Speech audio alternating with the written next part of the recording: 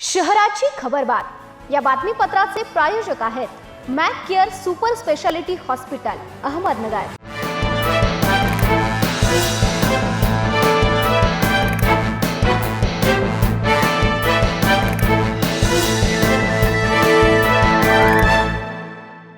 प्रेक्षको नमस्कार, मी दिशा न्यूज 24 सह्याद्रीमध्ये तुमचं स्वागत। पाहूया अहिल्यानगर शहरातील महत्त्वपूर्ण बातम्यांचा आढावा शहराची खबरबातमध्ये।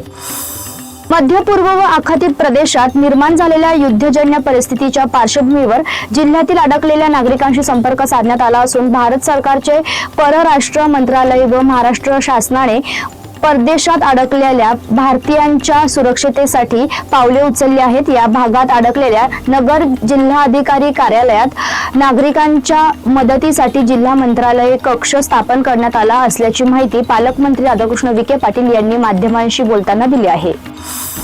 स्वास्तिक बस स्थानकामध्ये राज्य परिवहन मंडळाच्या महिला वाहकास मारहाण झाल्याची घटना घडली आहे। बस उभी करताना इशारा देणाऱ्या वाहकास शिवीगाळ करत मारहाण करण्यात आली। या प्रकरणी कोतवाली पोलीस ठाण्यात गुन्हा दाखल करण्यात आला आहे। आशा घुले यांनी फिर्याद दिली आहे। किसन धनवटे असे गुन्हा दाखल झालेल्या संशयितांचे नाव आहे। रविवारी दुपारी 4:30च्या सुमारास बस स्थानकामध्ये ही घटना घडली।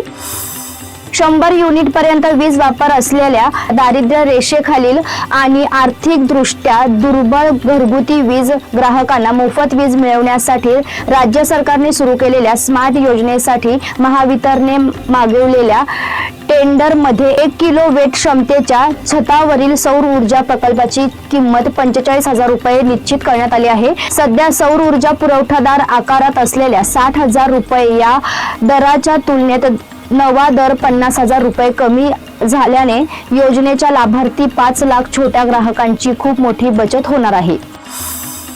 शहरात कर्तव्य बजावत असलेल्या वाहतूक शाखेच्या पोलिसावर दुचाकी स्वाराने हात उचलल्याची घटना समोर आली आहे।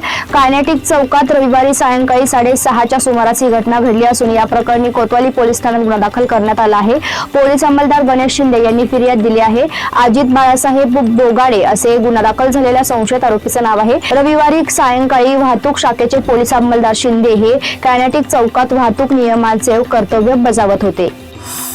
अहिल्यानगर महापालिकेने आपल्या मालकीच्या व भाडे तत्वावर दिलेल्या गाळ्यांसंदर्भात कठोर कारवाई सुरू केली आहे। महापालिकेच्या मार्केट विभागाने शहरातील विविध शॉपिंग सेंटर मधील तब्बल 169 गाळेधारकांना जप्ती कारवाईची नोटिसा बजावल्या आहेत।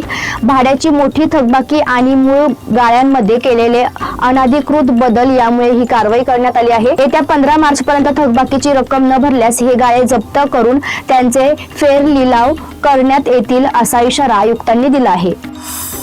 शहराच्या खबरबातमध्ये आपण इथेच थांबतोय, मात्र तुम्ही पाहत राहा न्यूज 24 सह्याद्री।